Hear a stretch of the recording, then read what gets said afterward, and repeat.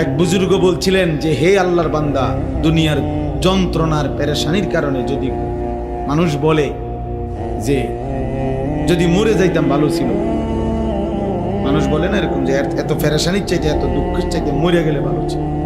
মহিলারা বেশি বলে, মহিলারা একবারে 19-এর থেকে 19.5 হইলে যা আমার মরণ আইয়ে না কা, আমি মরি না কা, আমার উপরে ঠাডা পড়ে না কা, আমার উপরে খোদার গজব পড়ে না কা, বেডির গজব মেডি নিজেই দেয়। মহিলাদের এই বদ অভ্যাস বেশি। হ্যাঁ, মানে মৃত্যু কামনা করে বেশি, বুঝেন নাই, মরণ কামনা করে বেশি। তাহলে ওই আল্লাহর ওলি বলছেন যে হে আল্লাহর বান্দা, দুনিয়ার পেরেশানির থেকে তো তুমি মনে মনে কামনা করিলা যে যদি মরে যাইতাম, পেরেশানি মুক্ত হইতাম।